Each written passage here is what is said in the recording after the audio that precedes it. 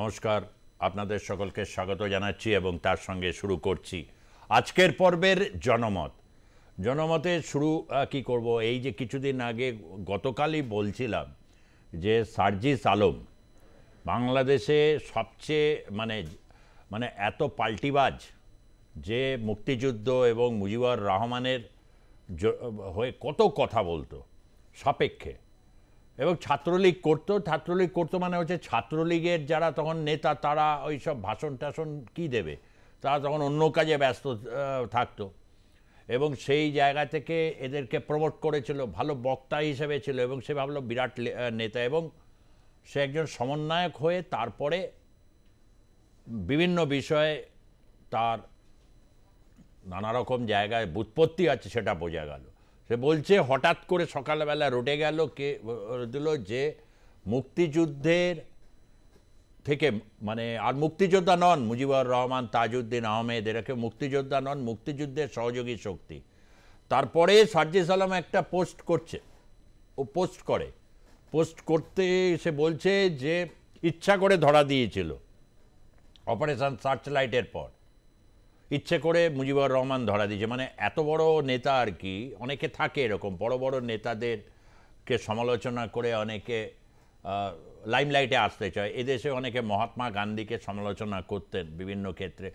আপনি এরকম অনেক লেখকের বই পাবেন, কেন মহাত্মা গান্ধী তিনি অসহযোগ আন্দোলন প্রত্যাহার করে নিলেন। কংগ্রেসের সেই সময়কার তাবড় নেতারা তারা তখন বলতেন, হতাশ হয়েছিলেন বাপুজি কেন এই সিদ্ধান্ত নিলেন, কিন্তু তিনি হচ্ছেন ভারতের স্বাধীনতা সংগ্রামের তখন এক মূল চালিকা শক্তি এবং তিনি অনেকবার আন্দোলন প্রত্যাহার করেছেন, বহুবার জেলে যেতে হয়েছে। কিন্তু সেই মহাত্মা গান্ধীর পুরনো ফর্ম মানে যে তিনি যে সত্যিকারের অহিংসার প্রশ্নে অনড় ছিলেন, কিন্তু অগাস্ট আন্দোলনের সময় মহাত্মা গান্ধী বলেছিলেন যে যখন সশস্ত্র শুরু হয়ে গেছে বিভিন্ন জায়গায়, রেল লাইন উপড়ে ফেলছে বিক্ষুব্ধ জনতা, ইংরেজ ভারত ছোড়ো, তখন মহাত্মা গান্ধীকে প্রশ্ন করা হয়েছিল যে আপনি তো অহিংসার পূজারী, এত হিংসা, বলে এটা ভারতবাসী হিংসাশ্রয়ী হয়নি, ইংরেজ বাধ্য করেছে হিংসার আশ্রয় নিতে। এই ছিল মহাত্মা গান্ধীর বয়ান। আর আজকের এই ছোড়া সে বলছে কিনা মুক্তিযোদ্ধা নয়, তিনি ইচ্ছা করে ধরা দিয়েছেন। 70 সালের নির্বাচনে প্রধানমন্ত্রী হওয়ার দাবিদার ছিলেন হচ্ছে, এবং যদি মুজিবুর রহমান প্রধানমন্ত্রী হতেন পাকিস্তানের, তাহলে কোনোভাবেই হয়তো মুক্তিযুদ্ধও হতো না, বাংলাদেশে গঠনের প্রক্রিয়া হয়নি। পুরো সিচুয়েশনই ঘুরে গেছিল হচ্ছে তার গ্রেপ্তারের পর এবং অপারেশন সার্চলাইট। কিন্তু যে উগ্রতা, বিষ মেশানো যে যুক্তিগুলোকে নিয়ে এসে গোটা বাংলাদেশকে বিভক্ত করতে চাইছে, তার একটা এরকম সিদ্ধান্ত, স্বাভাবিকভাবে এই সিদ্ধান্ত হুলুস তুলুস পড়ে যায়, এবং যে কারণে যে অধ্যাদেশ নাকি জারি হয়েছে, কিন্তু এই স্বীকৃতি বাতিলের খবর ঠিক নয় বলে জানিয়েছেন মুক্তিযোদ্ধা বিষয়ক উপদেষ্টা ফারুক আজম। তিনি কি বলছেন শুনব। ফারুক আজম তিনি মুক্তিযোদ্ধা বিষয়ক উপদেষ্টা, সিনিয়র রাজনীতিবিদ, এবং অনেকেরই রয়েছেন উপদেষ্টা বা যারা রয়েছেন বিভিন্ন ক্ষেত্রে, তাদের অনেকেরই কিন্তু মুক্তিযুদ্ধের সময়কার স্মৃতি আছে, তারা জানেন সেটা। তথাপি ফারুক আজমের এই বক্তব্য নিঃসন্দেহে একটা রয়েছে। আমি তার বক্তব্য শোনানোর আগে অবশ্যই ফারুক আজমের বক্তব্যই আমরা শুনব। বাংলাদেশ সরকার, মুজিবনগর সরকার, যেটা মুজিবনগর সরকার লেখা আছে, মুজিবনগর সরকার ও উক্ত সরকার কর্তৃক স্বীকৃত অন্যান্য বাহিনী তারা সবাই মুক্তিযোদ্ধা হবেন। তার মানে মুজিবনগর সরকার ইটসেলফ এবং তার দ্বারাই স্বীকৃত অন্যান্য সকল বাহিনী যারা সশস্ত্রভাবে যুদ্ধ করেছে তারা সবাই মুক্তিযোদ্ধা হবেন, এটাই। তাহলে মুজিবনগর সরকারের মধ্যে কে ছিলেন? শেখ মুজিবুর রহমান ছিলেন, সৈয়দ নজরুল ইসলাম সাহেব ছিলেন, তাজউদ্দিন সাহেব ছিলেন, মনসুর আলী সাহেব ছিলেন, কামরুজ্জামান সাহেব ছিলেন, খন্দকার মুস্তাক সাহেব ছিলেন, এরা সবাই মুক্তিযোদ্ধা। আর কোনো ব্যাখ্যা? এই যুদ্ধটা এই সরকারটা পরিচালনা করেছে, এই সরকারের লেজিটিমেসির বাইরে কাউকে স্বীকৃতি দেওয়া হয় নাই। এই সরকারটাই তখন ছিল বাংলাদেশের স্বীকৃত সরকার, যেটা প্রবাসী সরকার। ওরা পরিচালনা করলো সরাসরি যেহেতু রণাঙ্গনে অংশ এটা হয় নাই, কারণ রণাঙ্গনটা ওরা পরিচালনা করেছেন। তাইলে তো একই কথা আপনি সেক্টর কমান্ডারদের ব্যাপারেও বলতে পারেন। তারা কি যুদ্ধ করে নাই? যুদ্ধ ডিজাইন করেছে, যুদ্ধে কারা যাবে না যাবে সেটা পরিচালনা করেছে। ঠিক একই রকমের মুজিবনগর সরকার তো পুরো যুদ্ধটা পরিচালনা করেছে। মুক্তিযোদ্ধাদের জন্য রেশন কোথা থেকে আসবে, অস্ত্র কোথা থেকে আসবে, কি এগুলি সব এই সরকার করছে না। তো ফলে এইটা তো ঐতিহাসিক সত্য যে এই সরকার পুরো যুদ্ধটা পরিচালনা করেছে। তো এটা কেমন করে ইতিহাস পরিবর্তন করা যায়? এটা একটা মিসলিডিং হয়েছে নিউজ। এটা আমার মনে হচ্ছে যেন এটা সত্য হয় নাই। ভদ্র মানুষ হিসেবে বয়ান দিয়েছেন, মিসলিডিং নিউজ বলেছেন। আমি বলবো এটা ডিসইনফরমেশন, ইচ্ছা করে করছে এটা। এই এনসিপির পার্টি যেগুলো আছে তারা করছে, সেনাবাহিনীকে কখনো ধমকাচ্ছে। কিছুদিন আগে জাতীয় পার্টির যে নেতা, গতকাল দেখিয়েছি আপনাদের ছবি, তার আগের দিনও দেখিয়েছি, তার বাড়িতে গিয়ে রংপুরে অগ্নিসংযোগ করছে এবং তারপরে সেখানে পৌঁছে যান একজন ব্রিগেডিয়ার জেনারেল, তার নাম হুমায়ুন কাইয়ুম। হুমায়ুন কাইয়ুম পরিষ্কার, খুব ঠান্ডা মাথায়, মুখে হাসি রেখে একদম এদের বলে দিয়েছে এই বাংলাদেশে কিন্তু মববাজি করা যাবে না। কথায় কথায় মব দিয়ে বাড়িকে আক্রমণ করাবো, তারপর ভয় দেখাবো, তারপর নানা রকমভাবে একটা জঙ্গিবাদের একেবারে নিকৃষ্ট একটা উদাহরণ তৈরি করে যাচ্ছে 9 মাস ধরে। এটা সমস্ত কিছু বাংলাদেশের ইমেজকে দফারফা করে দিয়েছে বিশ্বের বিভিন্ন জায়গায়। এবং তাকে হাওয়া দিচ্ছে বিএনপির কিছু নেতা বা ছাত্রদল এবং জামাত। নিজেরা এদিকে প্রার্থী ঠিক করে নিয়েছে, এক হুজুরকে প্রার্থী ঠিক করে ফেলেছে কুষ্টিয়া থেকে, আর বাকি হুজুরদেরও রেডি হতে বলছে। গোটা বাংলাদেশে মুক্তিযুদ্ধ ছাড়া বাংলাদেশের পরিচিতিটা কোথায়? এই প্রশ্নকে ঘিরে যেটা আমরা উপদেষ্টার বক্তব্য শুনলাম, মুজিবনগর সরকার ইতিহাস জানে না, এগুলো স্বীকৃত ব্যাপার, আন্তর্জাতিক বিভিন্ন ক্ষেত্রে ফোরাম থেকে স্বীকৃত হয়ে আসা। তাকে কী করবে বলছেন মিসলিডিং নিউজ, আমি বলবো ডিসইনফরমেশন, এই যে কৌশল। আবার অন্য ক্ষেত্রে এগুলোকে বলছে যে মিসপ্রোপাগান্ডা চালাচ্ছে ভারত থেকে। শেখ হাসিনার বিচার পর্ব শুরু হয়েছে, একের পর এক মূর্তি ভাঙা, তাকে বিচার করে কত তাড়াতাড়ি ফাঁসিতে লটকে দেবে, এবং তার লাইভ টেলিকাস্ট হচ্ছে। কয়েকজনকে আটক করেছে, হয়তো তাদেরকেই ফাঁসিতে তুলবে। যে অপরাধ ট্রাইব্যুনাল, আন্তর্জাতিক অপরাধ ট্রাইব্যুনাল শেখ হাসিনা তৈরি করেছিলেন, এই রাজাকার বাহিনীর যারা রয়েছে, যারা বিভিন্ন রকম সন্ত্রাস বিভিন্ন সময় ধরে চালিয়ে এসেছে, তাদের বিরুদ্ধে স্পষ্ট অভিযোগ, বিভিন্ন কমিশন নানা ফেজ দিয়ে গেছে, তারপর তাদের ফাঁসি হয়েছে এবং তার বদলা চাই। এবং শেখ হাসিনা বলছেন বিচারের নামে একটা তামাশা চলছে, হামলা মামলা যাই হোক, তবে সত্যের জয় হবে। কি বলেছেন শেখ হাসিনা তার লেটেস্ট অডিও বার্তায়, সেদিকেও একটু নজর রাখবো। যতই মামলা হামলা যাই করুক না কেন, এই মিথ্যা জিনিস টেকে না, সত্যের জয় হবেই হবে। আমরা সত্য পথে ন্যায় পথে ছিলাম, ইনশাল্লাহ বাংলাদেশের জনগণের জয় হবে, বাংলাদেশ মুক্তি পাবে।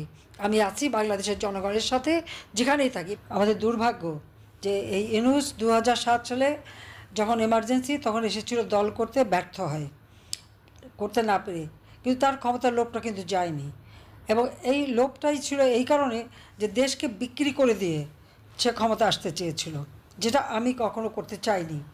কারণ বে অফ বেঙ্গল ভারত মহাসাগরের মাঝে একটা উপসাগর, যেখানে আমাদের যে অধিকার 1974 সালে জাতির পিতা বঙ্গবন্ধু শেখ মুজিবুর রহমান আইন করে যান, মেরিটাইম বাউন্ডারি অ্যাক্ট। দুর্ভাগ্যের বিষয় হলো 1975 সালের পর জিয়াউর রহমান, এরশাদ, খালেদা জিয়া যারাই ক্ষমতা এসেছে, সমুদ্রে আমাদের যে অধিকার আছে, এই অধিকারটা রক্ষা করার কোনো ব্যবস্থা তারা নেয়নি।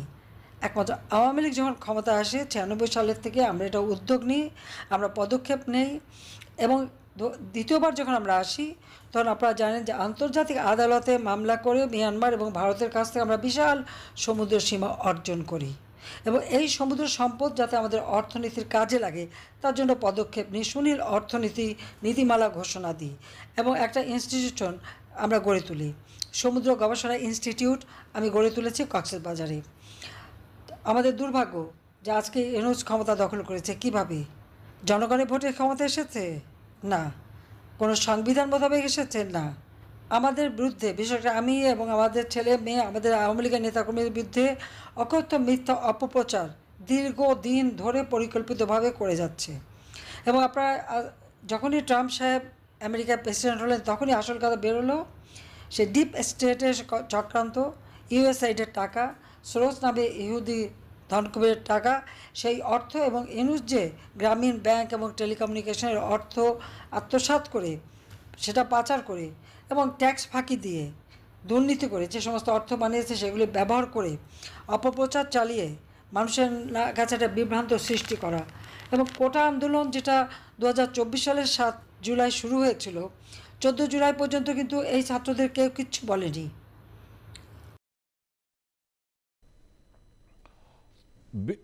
বঙ্গোপসাগরের যে জায়গাগুলোকে ভারত এবং মায়ানমারের সাথে আন্তর্জাতিক আদালতে লড়াই করতে হয়েছে, অনেকেই বলেন যে শেখ হাসিনা দেশকে ভারতের কাছে তিনি বিক্রি করে দিয়েছেন। এটা হচ্ছে বিরোধীদের একটাই কথা, এবং হচ্ছে তাকে ফ্যাসিস্ট তকমা দিয়ে পুরো দেশটাই একটা বড় অংশ অচল অবস্থার, বাকি অংশে কি হচ্ছে কেউ জানে না। আর স্বয়ং উপদেষ্টা যেখানে বলছেন মিসলিডিং নিউজ বেরোচ্ছে, বেরোয় কী করে? বাংলাদেশের সংবাদ মাধ্যমের উপরে যে নিয়ন্ত্রণ রয়েছে এরাই তো ফোন করে করে, সার্জিদ সালম বা বিভিন্ন নাহিদ ইসলাম বা হচ্ছে এরা ফোন করে বলেনি এই সাংবাদিককে হটিয়ে দিতে হবে চাকরি থেকে, একে সরিয়ে দিতে হবে, এরাই তো করেছে, লিস্ট পাঠিয়েছে পর্যন্ত হাসনাত আবদুল্লাহ। এই যে অবস্থা একটা তৈরি হয়েছে, এই অবস্থার বিরুদ্ধে ক্রমশ ব্যাপারটা যে একটা বাড়াবাড়ির লেভেলে চলে যাচ্ছে, এটা কি তারা বুঝতে পারছে? না বুঝলে তাদের কিভাবে বোঝাতে হয় সেই ব্যাপারগুলো অনেকেরই জানা আছে। আজকে মোস্তাকা ফারুকি সারোয়ার তিনি পর্যন্ত বলেছে এরকম কোনো সিদ্ধান্ত হয়নি যে মুজিবনগর সব সদস্যকে স্পষ্ট ইয়ে রয়েছে, কারণ ওই সময় একটা সরকার তৈরি হচ্ছে ভারতভূমিতে, এবং তাকে দেওয়ার জন্য আন্তর্জাতিক স্তরে প্রচণ্ড কূটনৈতিক লড়াই ভারতকে লড়তে হয়েছিল। তার কি উদ্দেশ্যে ছিল না ছিল সেগুলো তো ইতিহাস বিচার করবে, এবং সেটা তো ভারতকে লড়ে নিতেই হবে। সবাই এই ক্ষেত্রে একটা অবস্থানে রয়েছে। তাই আজকের বিতর্ক অত্যন্ত গুরুত্বপূর্ণ এবং ইম্পর্টেন্ট বিতর্ক।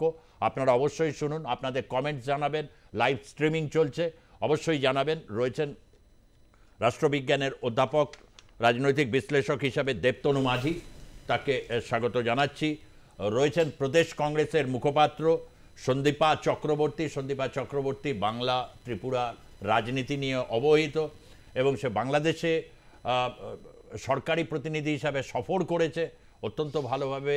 বাংলাদেশ নিয়ে আমরা তার কাছ থেকে এই সময়কার অভিজ্ঞতাটা কিভাবে দেখছেন আমরা অবশ্যই জানবো। এবং ভারতীয় জনতা পার্টির মুখপাত্র হিসাবে রয়েছেন জ্যোতি চ্যাটার্জি, আজকে আমাদের সঙ্গে অনলাইনে যোগ দিচ্ছেন জ্যোতি চ্যাটার্জি। জ্যোতি, তোমাকেও স্বাগত জানাচ্ছি আজকের এই ভার্চুয়ালি। আমি প্রথমে সন্দীপাকে দিয়ে শুরু করছি। এই যে একটা অবস্থান নিয়েছে, হঠাৎ করে কেউ একটা করে দিচ্ছে যে অধ্যাদেশ জারি করে দিচ্ছে, অধ্যাদেশ নাকি জারি, এবং সেটা মিসলিডিং, কিন্তু অধ্যাদেশ জারি করা মানে একটা বিষয়। সেখানে বলা হচ্ছে যে তিনি স্বাধীনতার ঘোষণা দেননি, ইচ্ছাকৃতভাবে গ্রেপ্তার হয়েছিলেন। মুজিবনগরের এই যে সরকার, এসবের কোনো লোকাল স্ট্যান্ডই নেই। ঘুরিয়ে উল্টে বলছে যারা রাজাকার, আলবদর, আলসামস এরা নাকি মুক্তিযোদ্ধা এখন, মানে যারা মুক্তিযোদ্ধার বিরোধিতা করে 30 লক্ষকে হত্যার অভিযোগ যাদের বিরুদ্ধে রয়েছে। তারপরের বক্তব্য তো আপনি শুনলেন। এটা ঠিক কি হচ্ছে, কি পদক্ষেপের দিকে নিয়ে যাচ্ছে, এবং এর পরিণতিটা কি হতে চলেছে, সবচেয়ে বড় কথা?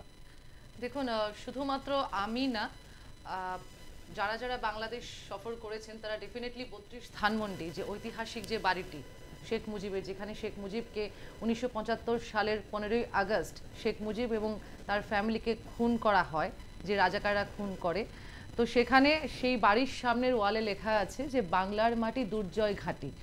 তো এবং শেখ মুজিব বারবার এই স্লোগানটি ওনার বিভিন্ন সমাবেশে উনি দিয়েছেন। যদি আমরা একটু ইতিহাসের ইউটিউবে যদি আমরা যাই বা বই আমরা যদি পড়ি, তো আজকে দেখা যাচ্ছে যে মেজর ডালিম যে অন্যতম যে রাজাকার, যে কিনা এই চক্রান্ত করেছিল শেখ মুজিবকে হত্যা করার, সে এত বছর বাইরে ছিল, কেননা হাসিনার সরকার সেখানে ছিল, যেই একটা অবৈধ সরকার। ইউনুসের সরকার তো আর নির্বাচিত সরকার নয়, তো সুতরাং এটি একটি অবৈধ উপদেষ্টা কমিটি বা সরকার। এরা মেজর ডালিমকে ফিরিয়ে এনেছে বাইরে থেকে, বিদেশ থেকে, এবং সেখানে মেজর ডালিমকে হয়তো বা কোনো একটা ভালো একটা পদও দেওয়া হয়েছে বা কিছু একটা সম্মান দেওয়া হয়েছে। তো সেটাই বলবো যে যেখানে একটা দেশ পরিচালনা করছে অবৈধ সরকার, তারা ঠিক করবে যে কে মুক্তিযোদ্ধা ছিলেন এবং কে মুক্তিযোদ্ধা ছিলেন না, তারা ঠিক করবে। আপনি জান, আমি আপনাকে বলে দিচ্ছি আজকে, আপনারা যদি বাংলাদেশে এখন তো যাওয়ার মতন সেই পরিস্থিতি নেই, পুরাতন ঢাকায় যে আদি ঢাকেশ্বরী মন্দিরটা আছে, দুর্গা মন্দির, তার উল্টো সাইডে একটা মিল আছে, মিলের বাইরে একটা চায়ের দোকান আছে, সেখানে একজন মুসলিম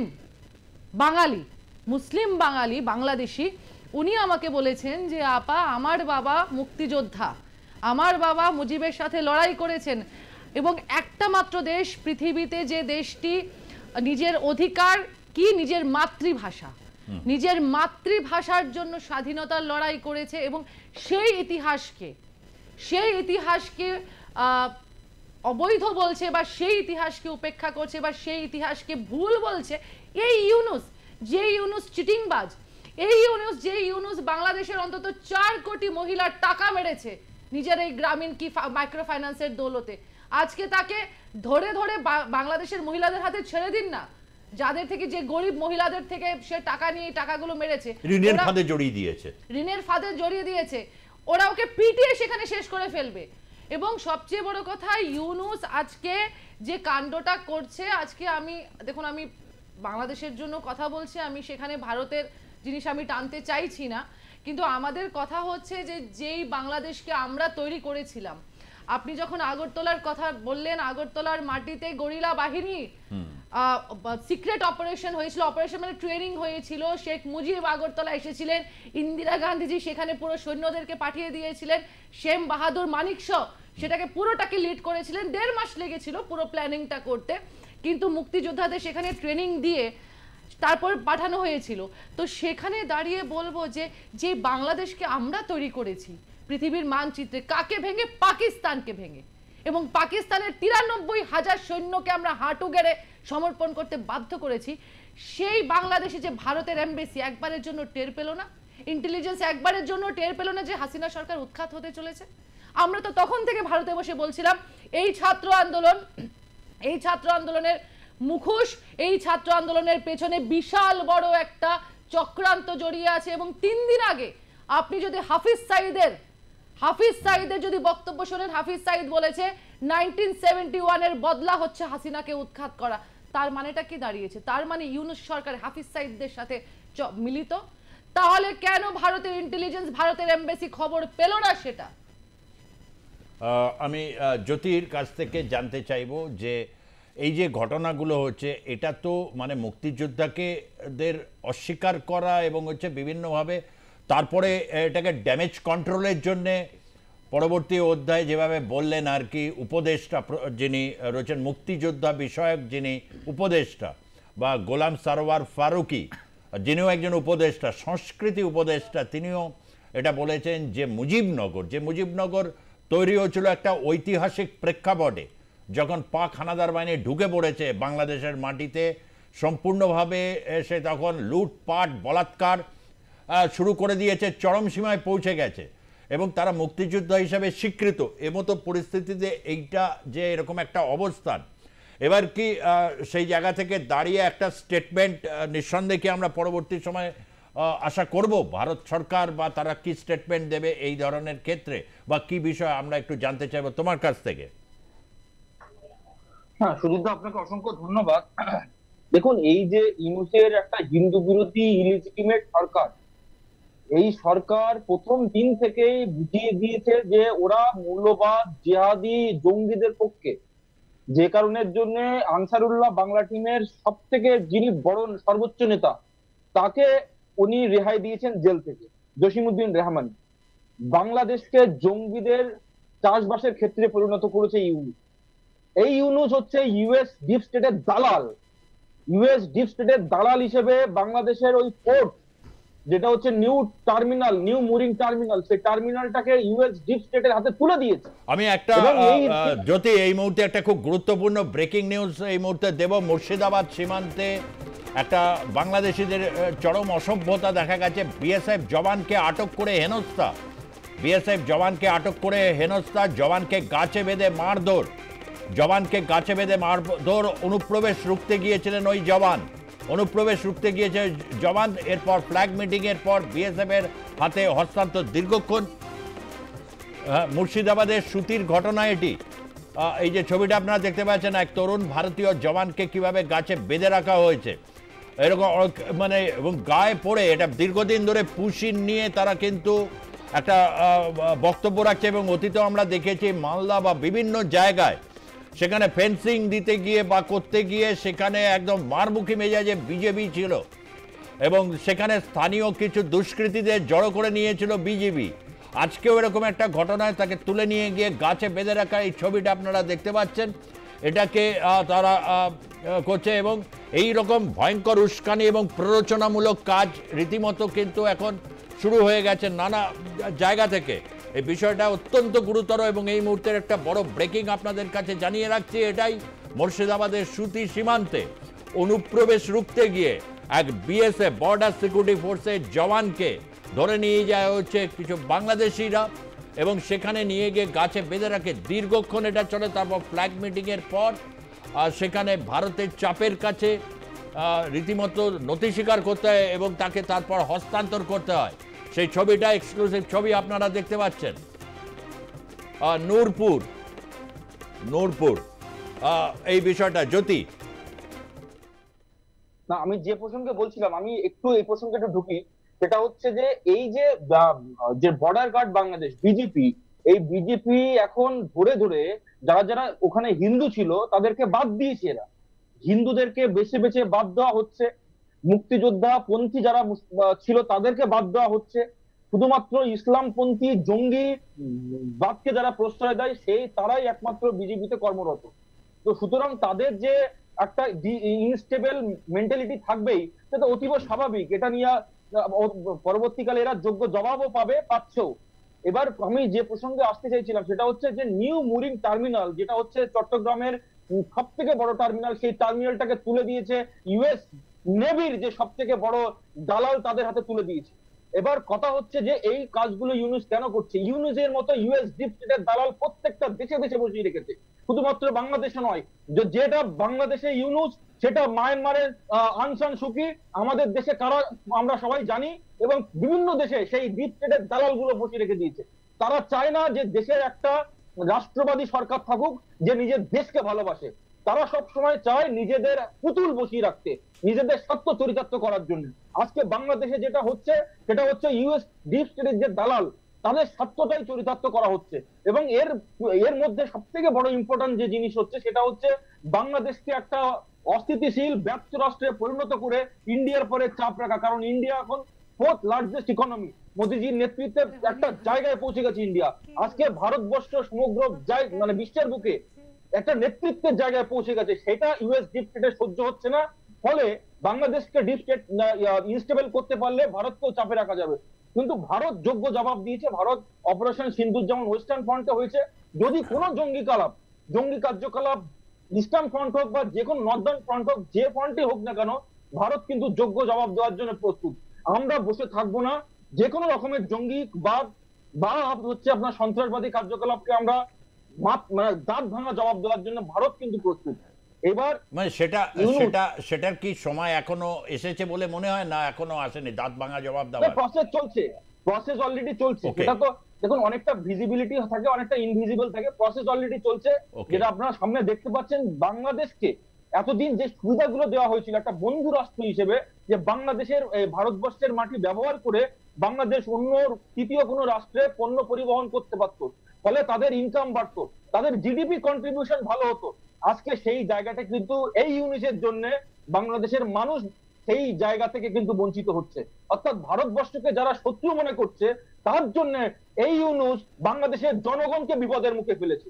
আজকে যে গার্মেন্টস শিল্প সব থেকে বাংলাদেশের, আমি আসবো গার্মেন্টস শিল্প এগুলো নিয়ে সত্যি, কিন্তু এখন এই মুহূর্তে একটা বড় রকমের জায়গায় রয়েছে যে মুক্তিযুদ্ধকে অস্বীকার করার যে ঘটনা, হয়তো এটা নিয়ে অডিও বার্তা হবে, কেননা এটা খুব একটা ধোপে টেকেনি এবং এটার যে রিপার্কেশনটা ভয়ঙ্কর জায়গায় যেতে পারতো তার আগেই দুজন উপদেষ্টা, একজন সিনিয়র উপদেষ্টা, পরিষ্কার বোঝা যায় যে তার মুক্তিযুদ্ধ নিয়ে, এবং তার বয়সও সেই জায়গাটা থেকে ইন্ডিকেট করছে যে মুক্তিযুদ্ধ বা সেই সিম্প্যাথি একটা থাকবেই। কেন ইতিহাসকে বিলক্ষণ এরকমভাবে অস্বীকার করা যায় না যদি না একটা প্রবল উস্কানি বা একটা ওরকম পরিস্থিতি থাকে। এবং শেখ হাসিনা এটাও বলছেন যে বঙ্গোপসাগরের জায়গাটায় যে সমুদ্রের অধিকার একটা দেশের সভেরিয়ান একটা কান্ট্রি হিসাবে, সেন্ট মার্টিন নিয়ে বারবার লাগাতার একই প্রশ্নে বারবার এটা দিচ্ছেন। তার কারণ বুঝতে পারছেন যে বাংলাদেশে কোথাও একটা জায়গায় ভয়ঙ্কর গণ্ডগোল হয়েছে, বহু মানুষ এখনও রয়েছেন, একটা উদ্ভ্রান্তর অবস্থা হচ্ছে আওয়ামী লীগের, এবং সেই সুযোগে এনসিপি হোক, জামাত হোক বা হচ্ছে ছাত্র দল হোক, তারা কিন্তু একটা দলবদ্ধ শক্তি হিসাবে একটা পরিস্থিতি তৈরি করছে যা বাংলাদেশের উপর একটা ভয়ঙ্কর প্রভাব তৈরি করছে, এবং ভারতের উপরেও কন্টিনিউয়াসলি। কেননা হচ্ছে যে এই যে একটা অনুপ্রবেশ দীর্ঘদিন ধরে হচ্ছে, সেই ইস্যুটা কিন্তু এখন রীতিমতো একটা জাতীয় ইস্যু হয়ে গেছে ভারতবর্ষের ক্ষেত্রেও। এরকম একটা পার্সপেক্টিভে দাঁড়িয়ে দেবতনু মাঝি কি বলবেন? দেখুন সুজিতদা, প্রথমে যে এই যে আমরা যদি দেখি যে ইতিহাসকে যে অস্বীকার করার যে ব্যাপারটা, এটা একটা খুবই কমন ব্যাপার। আজকে আপনি যদি দেখেন যে পপুলিস্ট রাজনীতি যেভাবে চলছে, সেখানে আমরা দেখতে পাচ্ছি বিভিন্ন দেশে সেখানে ইতিহাসকে কিন্তু নতুন করে গড়ে তোলার চেষ্টা করা হচ্ছে, এবং বেসিক্যালি সেটা নতুন করে যত না গড়া হচ্ছে, সেখানে কি করা হচ্ছে যে আমাদের অ্যাকচুয়াল যে ইতিহাস, যেটা ফ্যাকচুয়াল বেস যে ইতিহাস, সেই ইতিহাসটাকে ডিনাই করা হচ্ছে। এটা আমরা বাংলাদেশের ক্ষেত্রেও এখন দেখতে পাচ্ছি। দ্বিতীয় যেটা হচ্ছে যে মার্কিন যুক্তরাষ্ট্রের যে প্রভাব বাংলাদেশের এই যে ইন্টারিম সরকার যে রয়েছে, তার একটা প্রভাব কিন্তু এই সরকারের ওপর রয়েছে আমরা জানি, এবং সেখানে যে বারবার এই প্রসঙ্গটা উঠে এসেছে যে কী করে ডিপ স্টেটের যে রোলটা, এবং মোহাম্মদ ইউনূসের যে এই যে সরকার, এই সরকার কিন্তু এটা আমাদের সবাইকে স্বীকার করতে হবে যে এটা হচ্ছে একটা ইললেজিটিমেট সরকার, যেটা হচ্ছে বাংলাদেশে বসে আছে। এবং সেখানে এই সরকারের কাজটা কি ছিল, এই ইন্টারিম গভর্নমেন্টের অ্যাকচুয়ালি কাজটা কি? বিশ্বের যে কোনো জায়গাতে যদি ইন্টারিম গভর্নমেন্ট তৈরি হয়, কেন তৈরি হয় যখন কোনো একটা ক্রাইসিস সিচুয়েশন, পলিটিক্যাল ক্রাইসিস দেখা দেয়, জেনারেলি সেই সময় তৈরি হয়। তার কাজটা সে কিন্তু একটা পরিবেশ তৈরি করবে যেখানে নির্বাচনটা সুষ্ঠুভাবে করা যাবে, এবং সে সেখান থেকে কিন্তু সরে যাবে। তার কিন্তু অতীত বাংলাদেশে হয়েছে, হ্যাঁ, এবং সেখানে কিন্তু এর আগে সেখানে একটা কেয়ারটেকার গভর্নমেন্টের প্রভিশন ছিল, যেটা পরবর্তীকালে অ্যাবলিশ করা হয়। তার অনেক কারণ আছে, আমরা এগুলো আগে আলোচনা করেছি। কিন্তু এই যে ইন্টারিম যে গভর্নমেন্ট, এই সরকার দেখুন ঠিক 2007 সালে যেরকম হয়েছিল ওই কেয়ারটেকার গভর্নমেন্ট, তারা কিন্তু ক্ষমতাটাকে ধরে বসে আছে, তারা কিছুতেই সেখান থেকে সরছে না। এবং তাদেরকে তাদের এই যে বিভিন্ন যে ডিসিশন, যেগুলো কিন্তু খুব ইম্পর্টেন্ট ডিসিশন, সেগুলো নেওয়ার তাদের কোনো অধিকার নেই। তাদের এই ডিসিশনগুলো তারা নিচ্ছেন কিভাবে, এটা তো সব থেকে বড় প্রশ্ন। এবং মানুষ কিন্তু সেই প্রশ্ন করছে, আজকে বাংলাদেশের সাধারণ মানুষও প্রশ্ন করছে। এবং তৃতীয় বিষয় যেটা, যে ভারতের কথা আসছে, যে ভারত কেন হস্তক্ষেপ করছে না। আমি এর আগের দিনও বলেছিলাম যে আমাদেরকে এটা ভাবতে হবে যে weather it is the right time to intervene or not. এবং সেখানে আমরা কিন্তু দেখুন, আগের দিনও আমি আপনাদেরকে যে বলেছিলাম যে 41 জন বাংলাদেশি তারা ভারতে ঢোকার চেষ্টা করেছে। আজকে আমরা দেখলাম কিভাবে আমাদের বিএসএফকে হেনস্থা করা হচ্ছে সেখানে, এবং দিন দিন কিন্তু এই অত্যাচার বেড়ে যাচ্ছে। এবং এই অত্যাচার বাড়ার কারণ যেটা হচ্ছে, সেখানে বাংলাদেশে কিন্তু যে ফান্ডামেন্টালিজম আবার কিন্তু রাইজ করছে, যেটা কিন্তু 2009 সালে যখন শেখ হাসিনা সরকার ক্ষমতায় ছিল, তারা যে জিরো টলারেন্স পলিসি নিয়েছিল বিশেষ করে সন্ত্রাসবাদীদের ক্ষেত্রে, সেই পলিসির কিন্তু পুরোপুরি একটা রিভার্স আমরা এখন দেখতে পাচ্ছি ইউনিসের আমলে, যেখানে ইউনিস সমস্ত সন্ত্রাসবাদীদেরকে মুক্ত করে দিয়েছে, এবং তারা মাঠে নেমে পড়েছে তাদের খেলা দেখানোর জন্য। এবং সেই প্রেশারটা কিন্তু এসে পড়ছে ভারতের উপরে। এখন ভারত সরকারের উচিত, আমার যেটা ব্যক্তিগতভাবে মনে হয়, যে এই যে সমস্যা, এই সমস্যাতে কিন্তু, এবং ডোনাল্ড ট্রাম্পও অলরেডি আমরা দেখেছি, তিনি বলেছেন যে ভারতকে পুরোপুরি এখানে একেবারে তার নিজের মতো করে এই ব্যাপারটা ডিল করতে বলা হয়েছে। তিনি সেই মতামত তার যেটা আমরা শুনেছি এর আগে, যদিও ডোনাল্ড ট্রাম্প এখানে ফ্যাক্টর নয়, কারণ আমরা একটা সভারেন কান্ট্রি, এবং আমরা যখন জানি যে আমরা 4th লার্জেস্ট ইকোনমি হিসেবে আমরা নিজেদেরকে আজকে যখন তুলে ধরছি, আমরা যখন নিজেদেরকে সুপার পাওয়ার হিসাবে তুলে ধরতে চাইছি, তাহলে সেখানে গিয়ে আমার এই যে রিজিয়নের মধ্যে এইরকম যদি একটা ফেল স্টেট, আরেকটা যদি প্রায় বাংলাদেশ ফেল স্টেটের দিকে আর কি এগোচ্ছে তৈরি হয়, সেটা কিন্তু আমার এই রিজিওনাল স্টেবিলিটির পক্ষে একটা বড় একটা সমস্যা হয়ে দাঁড়াবে। সুতরাং ভারতের কিন্তু সময় চলে আসছে ইন্টারভেন করার বাংলাদেশের এই বিষয়টাতে। সেই কারণেই ভারত মনে বারবার বলছে যে একটা এবং না, নির্বাচন এবং দ্রুত হোক। হ্যাঁ, আরো একটা কথা, এখানে ইন্টারভেনশন মানে কিন্তু এটাকে কেউ ভুলভাবে ব্যাখ্যা করবেন না যে আমি বলছি না যে ভারত বাংলাদেশ দখল করে নেবে। ভারত বাংলাদেশ দখল করে নেবে না। ভারত ঠিক যেভাবে পাকিস্তানকে যে ধরুন জবাব দিয়েছে, এই যে টেররিস্ট যে ঘাঁটিগুলো বা এই যে ফান্ডামেন্টালিস্ট যে ঘাঁটিগুলো বাংলাদেশে গড়ে উঠেছে, এদেরকে কিন্তু হচ্ছে শায়েস্তা করতে হবে। এবং সেখানে গিয়ে ভারত সরকার যদি চুপ করে বসে থাকে এবং তারা যদি সবসময় আমেরিকার দিকে তাকিয়ে বসে থাকে যে আমেরিকা কি নির্দেশ দেবে আমি তারপরে করব, এইভাবে কিন্তু চলবে না। এখানে কিন্তু এরকম কি কিছু হচ্ছে? হ্যাঁ, এরকম আমরা তো সেটা দেখতে পাচ্ছি। ধরুন অপারেশন সিন্দুর যেখানে এত সাকসেসফুলি আমরা যখন আমাদের সরকার এটা ক্লেম করেছে, এবং ক্লেম করেছে শুধু এটা আমরা বিভিন্ন আমাদেরকে ফুটেজও দেখানো হয়েছে, যেখানে আমরা এত একটা মানে খুব একটা ভালো জায়গাতে আমরা যেখানে ছিলাম, সেখান থেকে আমরা কিন্তু কোথাও গিয়ে মার্কিন যুক্তরাষ্ট্রের দ্বারা তাদের চাপে পড়ে আমরা কিন্তু কি করলাম, আমরা সেই অপারেশন কিন্তু বন্ধ করে দিলাম। এবং ইন্টারেস্টিংলি আপনি একটা জিনিস দেখুন, আমি শুধু একটা কথা বলবো, হয়নি, চলছে না সেটা তো বন্ধ করা হয়েছে। চলছে মানে কি? চলছে মানে আবার আপনি ধরুন 3 বছর 4 বছর বাদে আবার একটা টেররিস্ট অ্যাটাক হবে, আমার দেশের মানুষ মারা যাবে, তখন আমি আবার বলবো আমি অপারেশন সিন্দুর রিলঞ্চ করলাম। এটার কোনো মানে হয় না। এবং আরেকটা জিনিস, ডোনাল্ড ট্রাম্প একদিকে তিনি বলছেন যে আমি সিজফায়ার করিয়েছি, তার কারণ হচ্ছে কি না, তাকে আমি বিজনেসের লোভ সে ভারতকে নাকি দেখিয়েছে। আর এদিকে তিনি বলছেন যে আমার অ্যাপেল যে রয়েছে, অ্যাপেলকে আমি ভারতে হচ্ছে ম্যানুফ্যাকচারিং করতে দেবো না, তাকে ম্যানুফ্যাকচারিং কোথায় করতে হবে, তাকে আমেরিকাতে ম্যানুফ্যাকচারিং করতে হবে। তো ভাই তুমি কিসের বিজনেস আমাকে দেখাচ্ছ? তোমার বিজনেসের ওপর আমি ডিপেন্ড করে নেই। আমার ওয়ার্ল্ডের লার্জেস্ট মার্কেট আছে, আমি সেই মার্কেটে আমার নিজস্ব আমি কি বলে গুডস তৈরি করতে পারি, আমি তৈরি করে আমার নিজস্ব ম্যানুফ্যাকচারিং ইউনিট আমি গড়ে তুলতে পারি। তোমার ভরসাতে আমি বসে থাকবো না। ওকে, আমি আসবো যদি কিছু বলতে চাইছে মনে হয়। আমি সুখদেব সরকার রয়েছেন সোদপুর থেকে। হ্যাঁ বলুন। হ্যাঁ, হ্যালো স্যার। আমার কথা হইলো, ইতিহাসকে মোছা যায় না, ইতিহাস কখনো মিথ্যা হয় না, ইতিহাস কখনো মিথ্যা হয় না, ইতিহাসের পাতাই থাকে। তবে ইনুসও ওর মা বাবার গর্ভে জন্মায়নি, ওকে এই মুহূর্তে ফাঁসি দেওয়া দরকার, এই মুহূর্তে ফাঁসিতে ঝুলানো দরকার। আর একটা কথা, ভারতবর্ষের হস্তক্ষেপ করা উচিত। বেশ, তবে ঠিক কথা, ডক্টর ইউনূস একজন আন্তর্জাতিকভাবে স্বীকৃত ব্যক্তিত্ব। তবে রাষ্ট্রনীতি চলার ক্ষেত্রে যদি অনেকে এরকম সন্ত্রাসবাদের দ্বারা প্রভাবিত হয়, সেটাই বারবার করে বিভিন্ন টকশোতে মানে আমাদের ক্ষেত্রে এটা উঠে আসছে। জ্যোতিষ, হ্যাঁ কিছু বলতে চাইলে? হ্যাঁ, যে প্রসঙ্গে আমি বলতে চাইলাম যে এই যে যুদ্ধ বিরতি যেটা হয়েছে, এটা কিন্তু কমা হয়েছে, ফুল স্টপ হয়নি। এবং সব থেকে আমাদের গর্বের বিষয় হচ্ছে আপনার পাকিস্তান কি পায়ে ধরেছে ভারতের কাছে যে আপনারা দয়া করে যুদ্ধ বন্ধ করুন। এটা আমাদের ডিজিএমও বলেছে। এবার আমরা ডিজিএমও কে বিশ্বাস করবো না কোন কোথায় কে টুইট করলো তাকে বিশ্বাস করব? পাকিস্তান পায়ে ধরেছে, এই জিনিসটা আমাদেরকে একটা গর্বের বিষয় যে ভারতবর্ষের কাছে পাকিস্তান পায়ে ধরেছে। আমরা কিন্তু তার মানে পায়ে ধরলে আমরা ওখানে কমা বসিয়ে দেবো, তারপরে আবার আমাদের মানুষ মারা যাবে, তখন আমরা আবার হচ্ছে কমাটা তুলে দিতে। ডোনাল্ড ট্রাম্প বলেছে নিউক্লিয়ার এসকেলেশনের দিকে যাতে না যায়। নিউক্লিয়ার এসকেলেশন তো হচ্ছিল না, সেটা দুটো দেশের সেনাবাহিনীর অফিসাররাই তো বলেছেন। ওকে, পাকিস্তান পায়ে ধরেছে, এই জিনিসটা আমাদের মাথায় রাখতে হবে।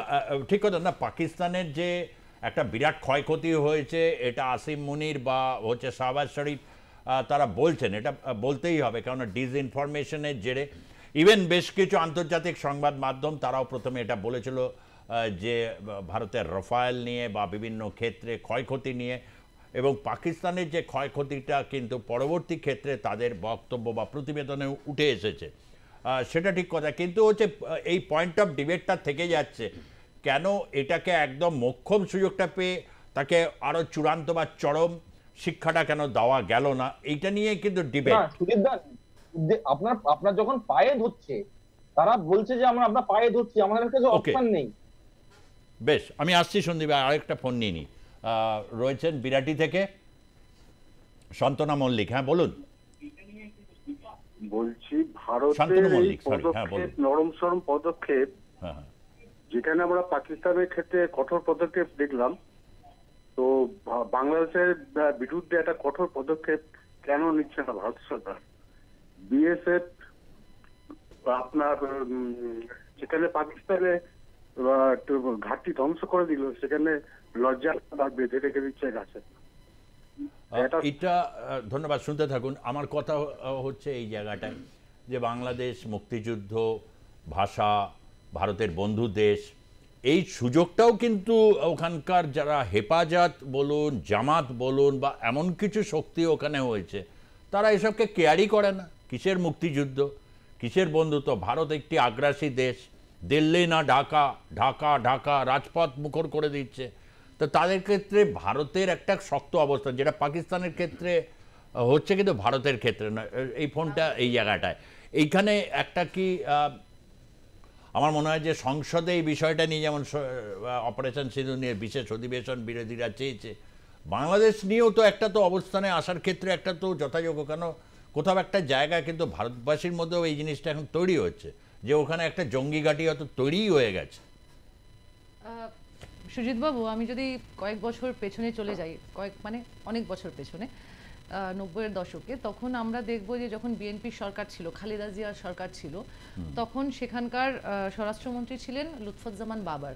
এই লুৎফুজ্জামান বাবর কি করেছিল, নর্থ ইস্টের যে বর্ডার, যে পোরাস বর্ডারগুলো আছে, স্পেশালি যেগুলো একদম নদী পার করে যাওয়া যায় বা ল্যান্ড সংলগ্ন যে বর্ডারগুলো আছে, সেখানে উগ্রবাদী ক্যাম্প তৈরি করেছিল। এবং কাদেরকে দিয়ে উগ্রবাদী ক্যাম্প তৈরি করেছিল? না, সেগুলো ছিল নর্থ ইস্টের যে ট্রাইবেলরা, সেই ট্রাইবেলদেরকে হায়ার করে নিয়ে গিয়ে সেখানে উগ্রবাদী ক্যাম্প তৈরি করেছিল। এবং তারা বর্ডার ক্রস করে এসে ঢুকে, তখন তো কাঁটাতারের অত ছিল না, হচ্ছিল। এবং এখনো নর্থ ইস্টের এরকম প্রচুর জায়গা আছে যেখানে কাঁটাতার নেই। তো আমাদের কথা হচ্ছে যে ওই সময় কিন্তু ওই জিনিসটা মানে ভারত কিন্তু পরোক্ষভাবে বা কূটনৈতিকভাবে খালেদা জিয়াকে সমর্থন না জানিয়ে হাসিনাকে সমর্থন জানিয়ে হাসিনাকে কিন্তু সরকারে ফিরিয়ে নিয়ে এসেছিল। এবং তখন কিন্তু ইউপিএ চলছিল, কংগ্রেস সরকার ছিল তখন কেন্দ্রে। আমাদের কথা হচ্ছে আজকে 1 বছর হতে চললো, আমাদের দেখুন দুটো লেজিটিমেট প্রশ্ন আমাদের। এক, আমরা যখন বলছি যে পাকিস্তান আমাদের পায়ে ধরেছে এবার অপারেশন সিঁদুরের পর, খুব ভালো কথা, পাকিস্তানই প্রথম আমাদের পায়ে ধরেনি। পাকিস্তান 1971-এও ধরেছে, পাকিস্তান 1962-তেও ধরেছে, পাকিস্তান 62 না বা 65-তে পাকিস্তান কারগিলের সময়ও ধরেছে, পাকিস্তান এখনো ধরেছে। আমাদের প্রশ্নটা একটা জায়গায় যে এখন আমরা প্রচন্ডভাবে সব রকম ভাবে ইকুইপড, আমরা টের পেলাম না, আমাদের দেশের ইন্টেলিজেন্স দুটি ক্ষেত্রেই টের পেল না যে পেহেলগামে 26 জনকে খুন করা হবে, 26 জনকে মারা হবে, সেই টেররিস্টরা ঢুকছে, তারা রেকি করছে জায়গা। আর তার আগেও 1 বছর আগেও আমাদের ভারত সরকার, আমাদের ইন্টেলিজেন্স টের পেল না যে সেখানে হাসিনা সরকারকে উৎখাত করতে চলেছে এই ইউনুস। আমি মোহাম্মদ কেন বলছি না, আমি পয়গম্বর মোহাম্মদের নামটা আমি ইউনুসের জন্য আমি ইউজ করতে চাই না, উনি পবিত্র একজন ব্যক্তি ছিলেন। কিন্তু সেখানে দাঁড়িয়ে বলবো, আমাকে একটু বলতে দেবেন, 1 মিনিট বলতে দেবেন। বারবার ইউএস ডিপ স্টেটের কথা বলছে বিজেপি। ইউএস ডিপ স্টেটের কথা যখন উঠছে, তাহলে মোদিজির বন্ধু পরম মিত্র ট্রাম্প কি করছে? যে ট্রাম্প আমরা জানি আমাদের দেশের ইলেকশনে বাইরের কেউ এসে একটা ইলেকশন ক্যাম্পেইন কারোর জন্য করতে পারবে না, মানে বিদেশি কেউ আসে। সেখানে আমরা করোনার আগে দেখলাম নমস্তে ট্রাম্প হলো, তার আগে মোদি গেলেন সেখানে, ইউএসএ গিয়ে করলেন হাউডি মোদি, সেখানে গিয়ে বললেন আব কি বার ট্রাম্প সরকার, ওইখানে গিয়ে ইলেকশন ক্যাম্পেইন করলেন। তো সেখানে দাঁড়িয়ে বলবো যে এই যে ট্রাম্প বারবার কথাগুলো বলছে যে তিনি আটকেছেন, কোন সাহসে বলতে পারে? একটা বিশ্ব প্ল্যাটফর্মে দাঁড়িয়ে ট্রাম্প এমনি একটা ইউএস এর একজন সর্বেসর্বা, সে এমনি বলে দেবে যে সে যুদ্ধ আটকেছে ভারত এবং পাকিস্তানের মধ্যে, সে ভারতকে বলেছে যে না হলে ব্যবসা বন্ধ করে দেব। আর এই জ্যোতিরা, এই বিজেপি যখন ট্রাম্প সরকার এসেছে এবার দ্বিতীয়বারের জন্য, আমরা বারবার বলেছি ট্রাম্প সরকার হোক বা বাইডেন হোক বা কামলা হ্যারিস হোক, আমাদের দক্ষিণ পূর্ব এশিয়ার ভাগ্য আমরা নির্ধারণ করব, যে বাংলাদেশকে আমরা বানিয়েছি আমরা নির্ধারণ করব সেটার ভাগ্য কি হবে। সেখানে দাঁড়িয়ে বলবো এই জ্যোতিরা কি উৎসাহিত, কি উৎফুল্লিত, ট্রাম্প এসে গেছে, এইবার তো হাসিনা ব্যাক করবে। কেন ভাই? ট্রাম্প এলে হাসিনা ব্যাক করবে, আর আমরা যখন যেখানে ভারত আছি, আমরা পাকিস্তানকে ভেঙে 2 টুকরো করে বাংলাদেশ বানিয়েছি, আমরা ঠিক করতে পারবো না বাংলাদেশের ভাগ্য? দক্ষিণ পূর্ব এশিয়ার ভাগ্য আমেরিকার কেউ এসে ঠিক করবে? যুক্তি হিসাবে এটা ডেফিনেটলি, হ্যাঁ জ্যোতি নিশ্চয়ই। তার আগে একটা ফোন নিয়ে নেবো, বাগুইয়াটি থেকে রয়েছেন আমাদের সঙ্গে একজন জনমত অংশ নিতে চাইছেন। হ্যাঁ বলুন, বিনয় সাহা। আচ্ছা, আমি বলছি, নমস্কার, আমি বিনয় সাহা বলছি। হ্যালো, হ্যাঁ বলুন। আমি বলছি কি, আমার একটা প্রশ্ন যে বাংলাদেশকে দুভাগ করে এই চলমান সমস্যার সমাধান কি সম্ভব? মানে আপনি একটু ডিটেইল, মানে দুভাগ বলতে কি বলতে চাইছেন? মানে ভাগ করে দিয়ে। আচ্ছা, বুঝতে পেরেছি, ঠিকই। আচ্ছা, আমি এটা একটু লিড দিয়ে দিই ইয়েকে, আপনি শুনতে থাকুন, তাহলে বুঝতেভাবে আপনার প্রশ্নটা নিয়ে নিচ্ছি।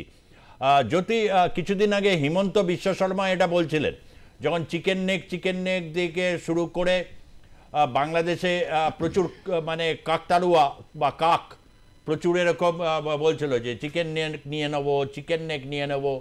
তো তার জবাবে তিনি বললেন যে তাহলে রংপুর আর চট্টগ্রাম দুটো চিকেন নেক ওখানে আছে, তাহলে দুটোই, বা মানে বাংলাদেশকে মানে পাকিস্তানকে ভাগ করে বাংলাদেশকে ভাগ করে, মানে এই চলমান প্রক্রিয়ায় এটা আমি প্রশ্নটা রাখছি।